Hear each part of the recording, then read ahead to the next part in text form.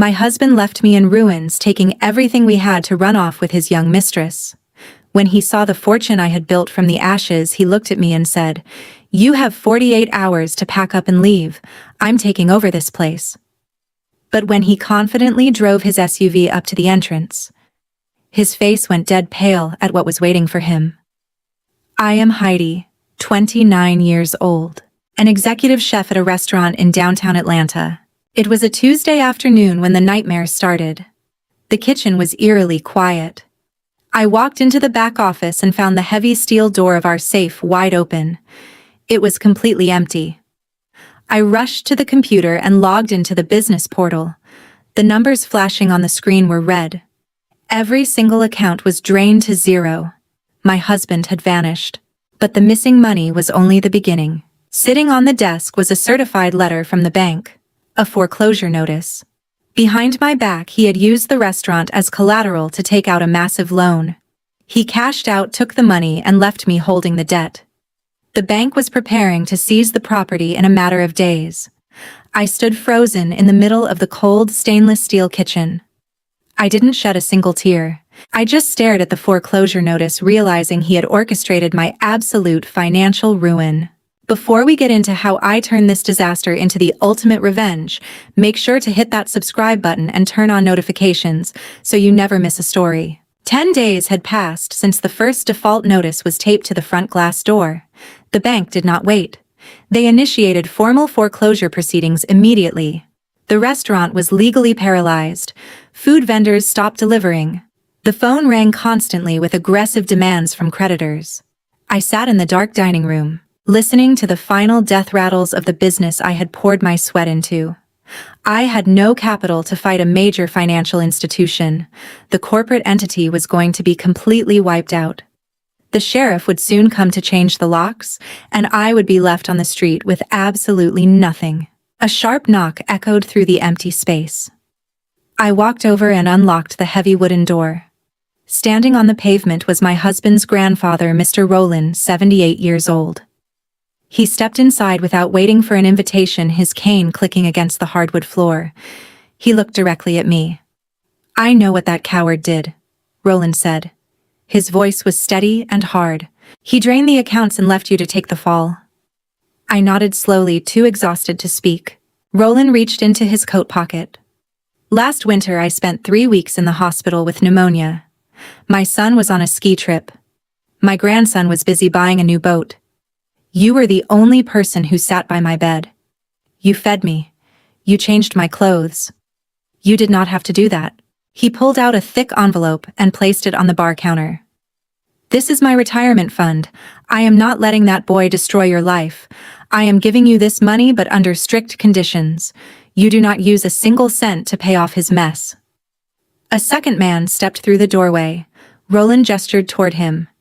"This is my corporate attorney, Lawyer Vaughn." Vaughn placed his briefcase on a table and opened it.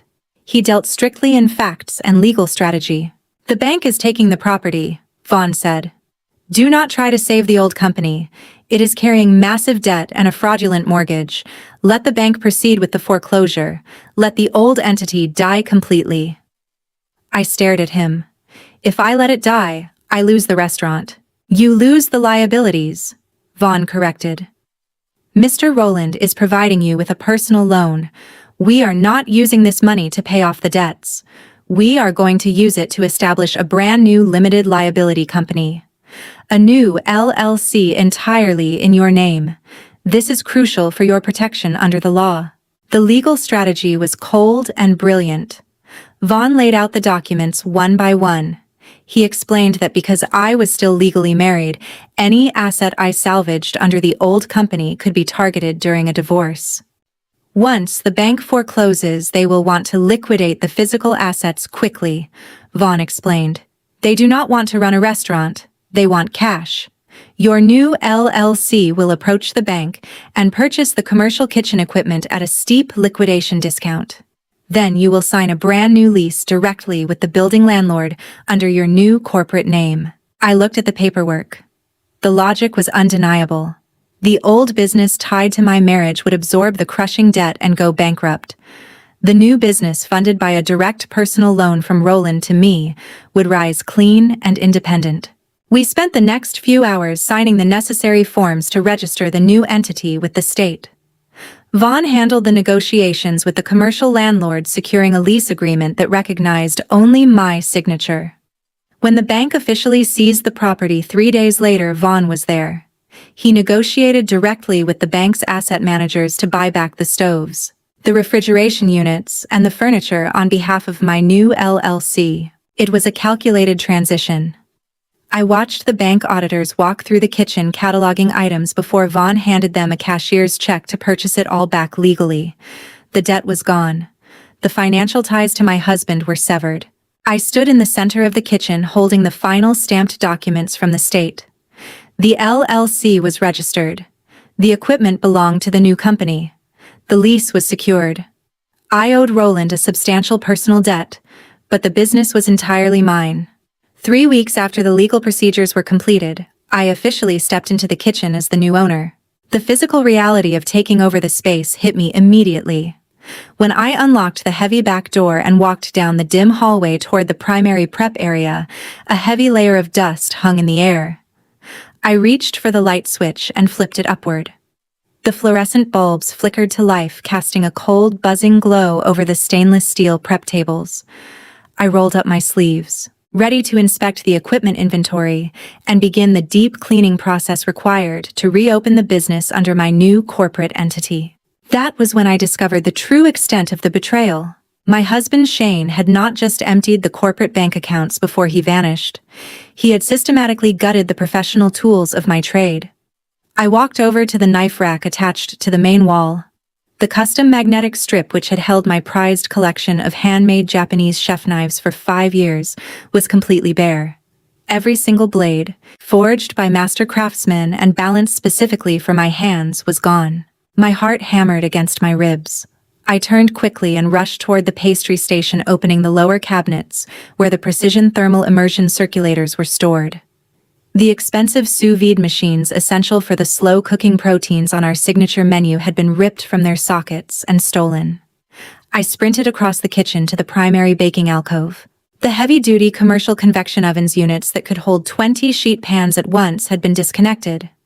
When I opened their heavy metal doors, the interiors were empty, stripped of the internal racks and heating elements that made them operational. Panic threatened to choke me, but I forced it down. I walked out of the kitchen and pushed open the heavy oak door leading down into the subterranean wine cellar. The temperature dropped instantly. I clicked on my flashlight and swept the beam across the massive mahogany storage racks. The cellar was completely dead. Thousands of dollars worth of vintage California Cabernets, rare French Burgundies, and imported champagnes had vanished from the shelves. Every single bottle had been cleared out. Shane had liquidated the entire inventory behind my back, converting our liquid assets into cash to fund his escape with his mistress. He had deliberately destroyed every single instrument I needed to operate a high-end culinary establishment. I stood in the freezing empty cellar for a long time, listening to the silence. He had left me nothing. No knives, no precision cookers, no ovens, no wine. I walked back upstairs to the kitchen, took a deep breath, and made a decision. I was not going to surrender. Since I had no capital left to purchase brand new professional gear, I spent the next 4 days visiting local restaurant liquidation auctions across the state. I scoured industrial warehouses for discarded inventory. I purchased a set of heavy, mismatched steel pots and pans that had dents along their rims.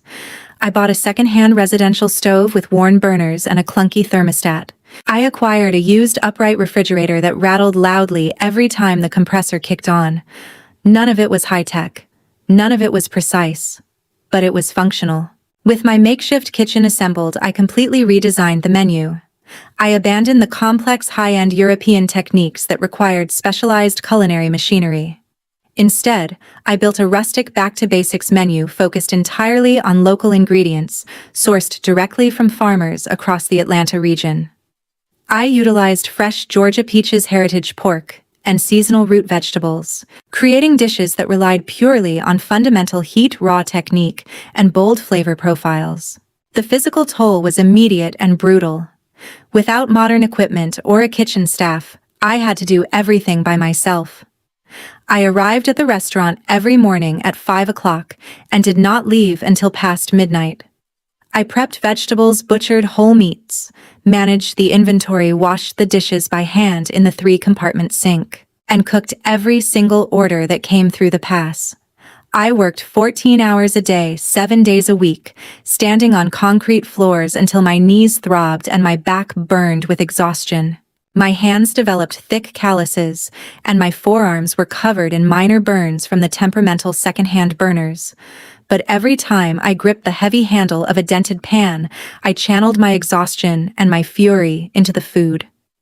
I cooked with a relentless, desperate drive for survival. The kitchen was hot, cramped, and frustratingly inefficient, but every dish that left the pass carried my absolute dedication. I was rebuilding my life from the absolute bottom, one single plate at a time. On a Friday evening at the end of the 2nd month, as I was cleaning the bar to close up, the front door chimed. A man walked in. He carried a small camera bag and looked exhausted. I had already turned off the main dining room lights. I told him the kitchen was technically closed. He politely asked if there was anything left, just a quick bite, before he drove home. I decided to turn one burner back on. I prepared a simple plate of braised pork shoulder with roasted root vegetables. I placed the plate in front of him and went back to wiping the counters. He took one bite and stopped. He looked at the meat, then looked at me. He did not say a word. He pulled a small phone from his pocket, recorded a short video of the plate, and took a few photos. He finished the entire meal in 10 minutes, paid his bill in cash, left a generous tip, and walked out. I locked the door, completely unaware of what he had just initiated. By Sunday afternoon, my phone started buzzing. It was a slow, steady stream of notifications from the restaurant's social media account. I opened the application. The man from Friday night was a local food blogger. He had posted a 60-second video. The footage showed the steaming pork shoulder and a brief shot of me working alone in the background. The caption praised the authentic flavors and mentioned the quiet dedication of a solo chef. The video had 3,000 views. I felt a small wave of relief, hoping it would bring in a few extra customers for the upcoming week. I severely underestimated the speed of the internet. On Tuesday morning, the situation escalated. Atlanta Eats, a massive regional food network, shared the blogger's video on their main page. They added their own commentary highlighting the incredible backstory of a woman rebuilding a restaurant from scratch. The algorithm caught the narrative. Within 2 hours, the video jumped to 50,000 views. My phone vibrated so constantly that the battery died before noon. When I opened the front doors for dinner service that evening, a line of people stretched around the block. I had never seen a crowd like this. People were taking pictures of the storefront. A local television news van pulled up to the curb. A reporter and a cameraman walked inside, asking for 3 minutes of my time. They set up their lighting equipment near the front window and filmed the line of waiting customers. They wanted to broadcast a segment for the evening news about the hidden culinary gem going viral in the city. I answered their questions briefly, keeping my focus on the prep stations. The television broadcast acted as gasoline on a fire.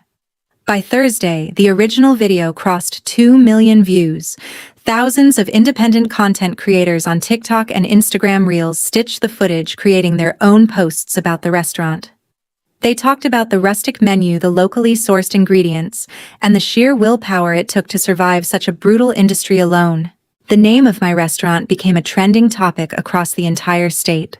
The physical impact was staggering. The digital reservation system crashed twice due to overwhelming server traffic. When I managed to get it back online, every single table was booked solid for the next 5 months. Customers who could not get a table stood outside just to order takeout containers. I was forced to hire 3 prep cooks, 2 line cooks, and a full front-of-house staff within a span of 4 days just to handle the volume. I spent hours interviewing candidates in the back office between shifts. I contacted local farmers to triple my weekly produce orders. At the end of that month, I sat in the back office and opened the accounting software. I looked at the net revenue. The number on the screen had crossed into 6 figures. The daily deposits were consistently higher than anything the previous business had ever generated in a single quarter. I printed the financial summary and placed it on the desk. The empty safe behind me no longer mattered. I had built a highly profitable enterprise entirely on my own terms, and the cash flow was undeniable. Exactly 3 months since the day he fled, the front doorbell of the restaurant rang violently in the early morning. I was standing at the hostess podium organizing the vendor schedules before the prep crew arrived. The heavy glass door was pushed open with aggressive force. 3 figures stepped out of the morning chill and into the quiet foyer. My husband Shane led the group. Right behind him were my father-in-law Dennis and my mother-in-law Barbara. Shane looked nothing like the arrogant man who had cleared out my safe. His posture was slumped. His expensive tailored shirt was heavily wrinkled. His face was unshaven and his hands trembled slightly as he scanned the renovated dining room. It was painfully obvious he had hit rock bottom. His young mistress had abandoned him the exact moment the stolen cash dried up.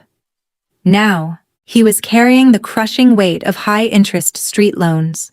His phone vibrated incessantly in his pocket, a clear sign that aggressive private lenders were hunting him down. He had squandered everything and returned only to leech off my hard work. He did not even look me in the eye. He just stared greedily at the leather-bound reservation book sitting on the stand. Barbara did not wait for an invitation. She walked past her son and marched straight into the center of the dining area. She inspected the polished tables. Her expression was entirely devoid of guilt.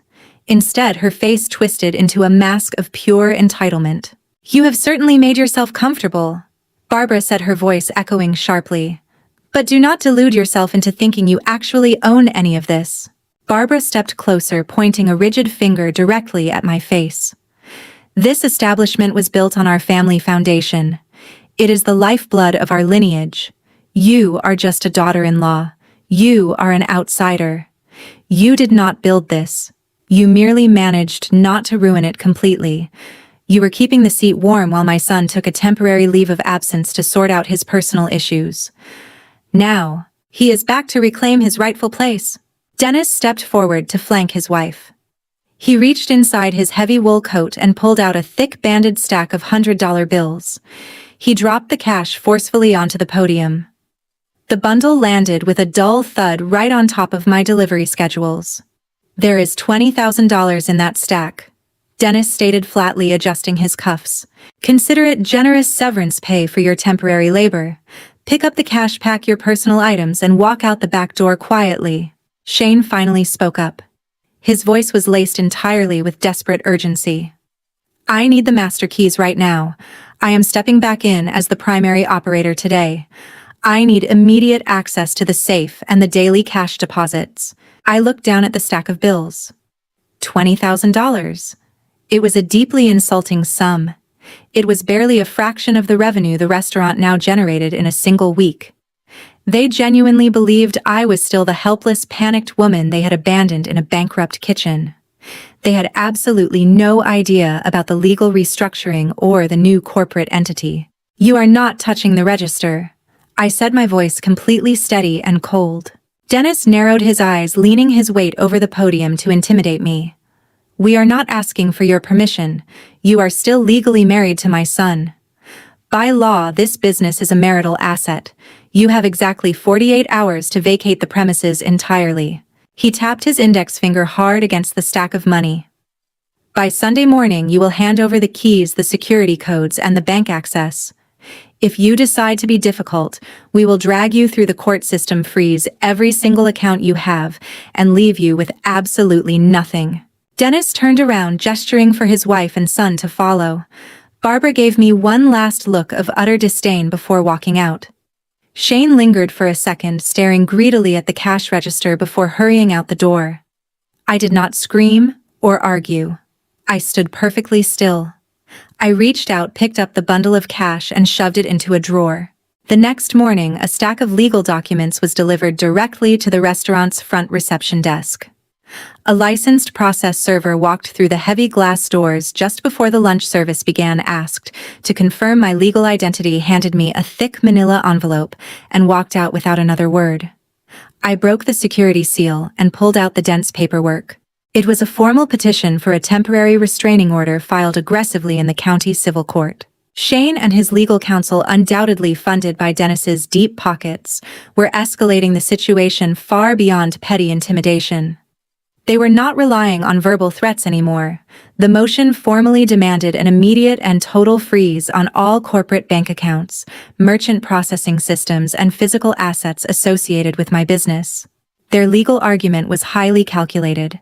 They claimed that because our divorce was not yet officially finalized by a judge, my newly formed limited liability company was actually an undivided marital asset. They argued that the business was secretly funded by hidden marital resources. They wanted the court to completely paralyze my restaurant's daily operations until a judge could formally divide the revenue. I read the legal jargon carefully. The strategy was entirely lethal. If a judge signed this temporary restraining order, my merchant accounts would be locked instantly. I would not be able to process customer credit cards. I would not be able to pay my local farmers for their daily produce deliveries. Most importantly, I would not be able to make payroll for my newly hired kitchen staff. The restaurant would suffocate and collapse within a single week. This was a deliberate legal strike designed to starve me out of the industry entirely. I did not waste any time feeling sorry for myself. I took off my chef coat, handed the kitchen expediting duties over to my lead line cook, grabbed my car keys, and drove straight to the downtown legal district. I walked directly into Vaughn's office and placed the stack of court documents flat on his desk. He picked up the petition and read through the filings in complete silence. The room was quiet except for the sound of him turning the crisp pages. Vaughn finally lowered the papers. He did not look intimidated, but his expression was incredibly serious. "They are weaponizing the family court system to bleed your operational cash flow," Vaughn stated firmly. "They know they have no legitimate claim to your new corporate entity. They are simply hoping the judge will grant the temporary freeze just to preserve the status quo during the divorce proceedings. If they freeze your accounts, you default on your commercial lease, you lose your staff, and they win the war by default." I sat across from him, keeping my posture rigid. I asked him exactly what we needed to do to prevent the judge from signing the order. "We cannot just argue verbally," Vaughn said, leaning forward and folding his hands together over the desk. "A judge will not care about a purely emotional defense. We cannot just walk into a courtroom and say your husband is a terrible person. We need ironclad forensic accounting evidence to crush this petition in court." Vaughn explained the severe legal concept of commingling assets. Shane's lawyers were banking on the assumption that I had mixed old business revenue with the new company funds. We had to prove definitively that not a single cent of marital money was used to establish the new corporate entity. "We need to build a flawless paper trail," Vaughn continued, tapping the document. "We need to document the exact origin of the retirement funds Roland provided. We need to trace every single dollar from his personal account directly into your new corporate account. But that is only the defensive strategy. We also need an offensive strategy. We need to expose exactly what Shane did with the original marital assets. If we could show the court that Shane had unilaterally depleted the original restaurant accounts for his own personal gain, the judge would immediately recognize the restraining order as a bad faith harassment tactic. The burden of proof was entirely on us. I looked at Vaughn and nodded. I told him I was ready to tear open every financial record we possessed. I would not let them use the legal system to steal my survival. We had a narrow window of time to build our case before the court date arrived. There were exactly 12 hours left before their 48-hour ultimatum expired. Vaughn transformed his firm's conference room into a command center. He did not waste time drafting emotional responses. He immediately retained an independent certified forensic accountant to completely dissect the financial history of the defunct business. The expert arrived within the hour, setting up encrypted laptops and accessing secure financial terminals. We needed absolute proof to destroy the temporary restraining order petition. To bypass the strict privacy restrictions of the regional bank, Vaughn filed an emergency ex parte motion with the court. He argued that immediate access to the historical ledger was necessary to prevent a massive miscarriage of justice. A presiding judge signed the targeted subpoena by mid-afternoon. The legal order compelled the bank to release the full origination file for the commercial loan Shane had taken out before he fled. When the encrypted files arrived on Vaughn's secure server, the forensic accountant began the systematic extraction process. The expert isolated the primary collateral agreement first. He projected the final page of the contract onto the wall monitor. My signature sat perfectly on the bottom guarantor line. I stepped closer to the screen. I had never seen that specific document in my entire life. The accountant opened a secondary window, pulling up the verified signature from my state identification card. He laid them side by side. The fraud was undeniably obvious. The slant of the letters was entirely wrong. The pressure points of the ink stroke did not match my natural handwriting. Shane had deliberately forged my signature to secure the massive loan against the old restaurant. He had committed felony fraud to get the cash. That forgery was only the initial layer of his criminal liability. The forensic accountant then proceeded to map the exact trajectory of the dispersed capital. Vaughn displayed the wire transfer logs. The timeline was incredibly precise. The moment the bank deposited the loan funds into the corporate account, Shane initiated a rapid sequence of external transfers. The money never went to our food vendors. It never went to the payroll department. The banking records provided a flawless paper trail. Shane wired the entire principal sum directly into a private checking account. The accountant ran a basic background trace on the destination routing number. The account belonged exclusively to his young mistress. From that endpoint, the digital receipts outlined immediate and massive personal expenditures. The logs showed a heavy down payment on a luxury convertible vehicle. They showed premium airline tickets purchased for a 3-week vacation.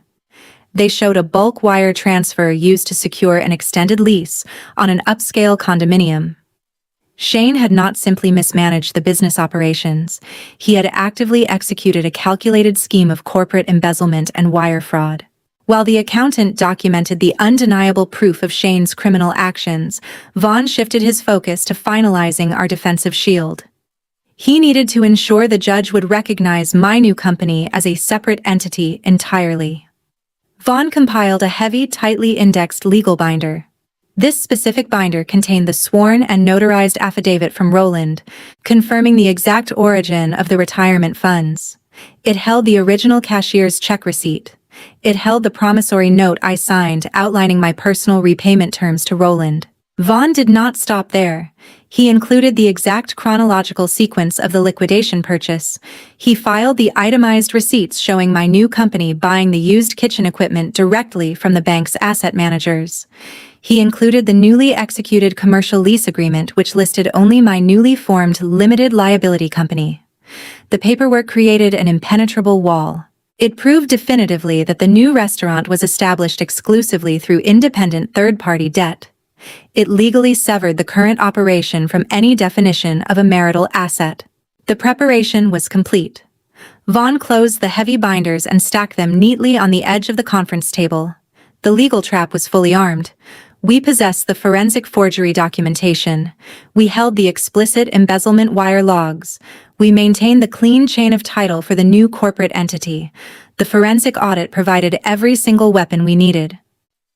I packed the finalized files into my briefcase, walked out of the law firm, and drove back to the restaurant completely ready to face them in the morning. Exactly at 12 o'clock noon the next day, their family's sport utility vehicle pulled up right in front of the restaurant. I stood perfectly still behind the primary reception podium near the main entrance. Vaughn stood quietly to my right side, holding a sleek leather folio under his arm. The heavy glass doors swung open. Shane, Dennis, and Barbara marched inside together. They carried an air of absolute arrogance, fully expecting me to hand over the operational keys, surrender the property, and walk away in total defeat. Dennis stepped forward, immediately looking past me toward the main dining room, clearly ready to assume complete control of the daily service operations. "Your time is up," Dennis said, checking his expensive wristwatch. "I hope your personal belongings are packed. We are taking possession of the property right now. Give Shane the master keys and the security codes." I did not speak. I did not flinch. I simply looked at him with absolute cold indifference. Vaughn stepped smoothly in front of the podium, physically blocking Dennis's path. He did not raise his voice. He operated with pure, calculated professionalism. He opened his leather folio and extracted a thick stack of legally binding documents. He placed them firmly on the wooden counter, directly in front of Shane. I represent the sole legal owner of this limited liability company, Vaughn stated clearly, locking eyes with Dennis. He tapped the top pages of the stacked paperwork. This is a formal notice of trespass. Below it is a demand letter for the immediate restitution of embezzled marital funds. Attached to that is a filed civil complaint for fraud. Vaughn slid the final document forward. It was the forensic accounting analysis of the bank collateral agreement containing the forged signature printed next to the unauthorized wire transfer logs. Vaughn delivered the final warning with sharp precision. From this moment forward, all communication must be directed exclusively through my law office. Your client could face severe civil liability and an active criminal investigation. Shane stared down at the forensic forgery report. All the color instantly drained from his face. His hands started shaking again. Dennis and Barbara looked at the documents, their previous arrogance immediately dissolving into total shock. They realized they had walked directly into a fatal legal trap. The threat of a criminal investigation completely paralyzed them. Before any of them could formulate a coherent response, the heavy wooden door to the private dining room opened.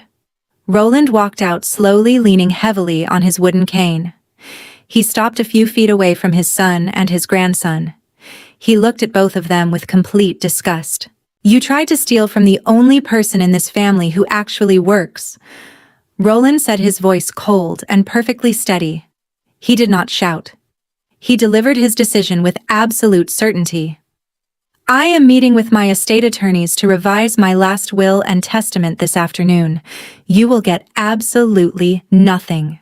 The silence in the foyer was deafening. Dennis opened his mouth, but no words came out. Barbara looked down at the floor, unable to make eye contact with anyone in the room. Shane stepped backward, completely defeated by the reality of his impending legal nightmare. Without saying another word, the three of them turned around and walked out the door. I watched their vehicle drive away, knowing they would never step foot in my establishment ever again. I had completely severed the toxic ties to that family. I learned the hardest way possible that true security never comes from relying on someone else. It is built with your own hands through relentless endurance and an absolute refusal to let anyone claim the value of your labor. They tried to bury me under a mountain of fraudulent debt, but they only forced me to learn how to fight back. The ashes of my previous life became the solid foundation of my greatest success. I own my business, I own my future, and no one can ever take that away from me. Thank you so much for listening to my story until the very end.